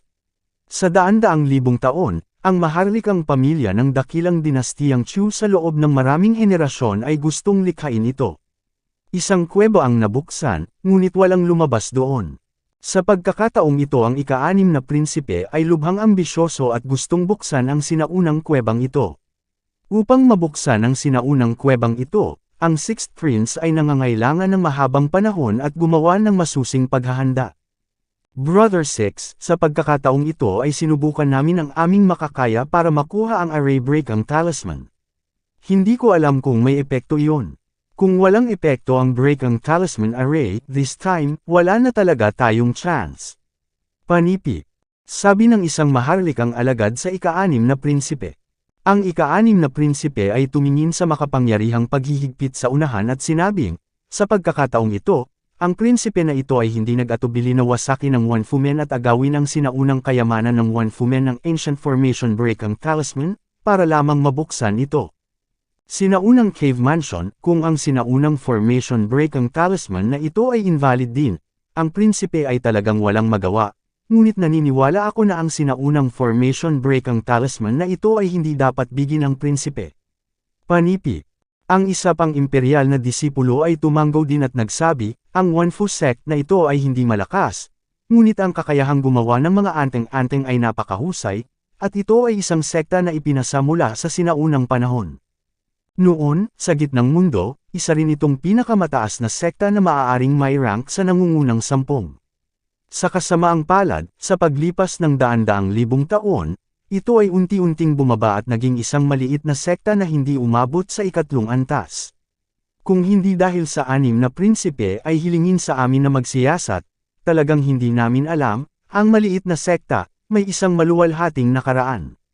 Panipi. Sinabi ng 6 na prinsipe, gaano man kaluwalhati ang nakaraan, ito ay bumagsak, at ang usok ay nawala. This time, extinct na talaga siya. Napakalupit ng mundong ito. Kung walang malakas na puwersang protektahan ang sarili, tiyak na ito ay isasama, nawala na, kaya't ang prinsipeng ito ay dapat maging malakas, sapat na malakas upang kontrolin ang kanyang sariling buhay. Panipi. Ika-6 na kapatid. Itong bahay kuweba daw ay bahay kuweba ng mga ninuno ng mga bituin. Ang mga ninuno ng mga bituin na ito ay pinakamataas na figure ng nakaraan. Kung abandonahin, kahit maliit lang, sapat na itong pakinabang sa atin ng walang katapusan. Sabi ng isa pang maharlikang alagad. Oo, nang walang karagdagang ado, magsimula tayo ngayon.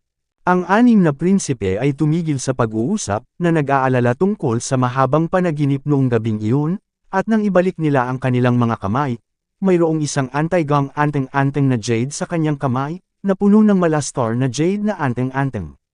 Sa sandaling maalis ang jade talisman na ito, sumabog ito sa mga streamer, nanginginig tulad ng isang maliit na araw, napaka-misteryoso. Ang jade talisman na ito ay ang kayamanan ng bayan ng Wanfumen, isang sinaunang anteng-anteng para sa pagsira sa pormasayon. Para sa sinaunang formation break ang talisman na ito, hindi nag-atubili ang anim na prinsipe na lipulin ang buong 10,000 talisman gate, na nagpapakita kung gaano kahalaga at kahalaga ang sinaunang formation break ang talisman na ito. Ang ika-anim na prinsipe ay tumingin sa sinaunang pormasayon na lumalabag sa anteng-anteng sa kanyang kamay, na may bakas ng pag-asa sa kanyang mukha, itinaas ang kanyang kamay, at tinamaan ang sinaunang cave mansion na pagbabawal sa kanyang harapan. Sa ilang sandali, lumipad ang sinaunang pormasayon na ito na sumisira sa kuweba. Saan man ito dumaan, hindi mabilang na mga linya ng anteng-anteng ang lumipad palabas sa sinaunang pormasayon na nagbabara sa anteng-anteng, na magkakaugnay sa hangin, naging magagaan na tulay, at dumiretso sa loob. Nakarating sa sinaunang bahay sa kuweba. Ang sinaunang anteng-anteng na ito na sumisira sa pormasayon ay talagang karapat-dapat na maging kayamanan ng 10,000 Talisman Sect. Ito ay ganap na lumabag sa mga pagbabawal ng cave mansion na ito. Nang makita ang eksenang ito, ang mukha ng ika-anim na prinsipe ay nagpakita ng kagalakan.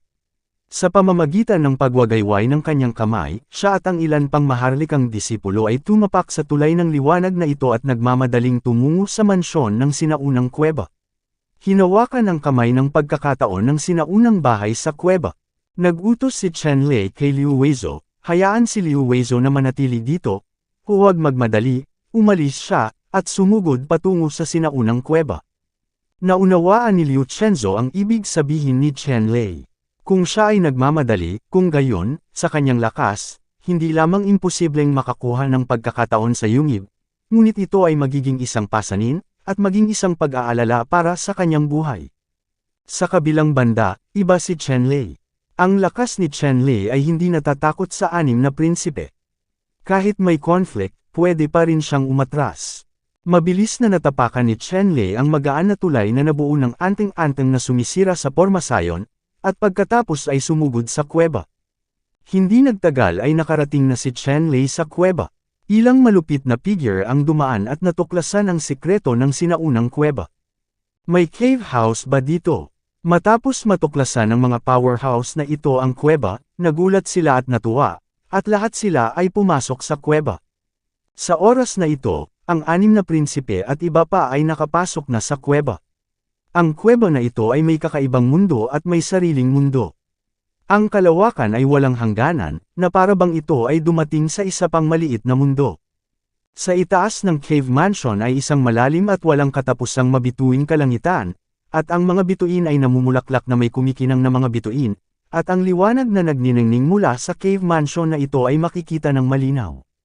Sa harap ng kuweba, may sunod-sunod na mga lihim na silid, at ang mga pintuan ng mga lihim na silid na iyon ay nababalutan ng mga bituing bato. Huwag ka nang magsabi ng iba, ang starstone lang na ito ay hindi mabibili. Kung ito ay natuklasan dito ng mga alagad ng sektang bituin, tiyak na mababaliw sila. Hiwalay na maghanap. Nang makita ng ika-anim na prinsipe ang sitwasyon sa mansyon ng kuweba, hindi na siya agad kumalma, at sinabi sa ilan sa kanyang mga kasama. Ang ibang mga alagad ng imperial, nang makita ang mansyon ng kuweba na ito, ay nagningning din ang kanilang mga mata.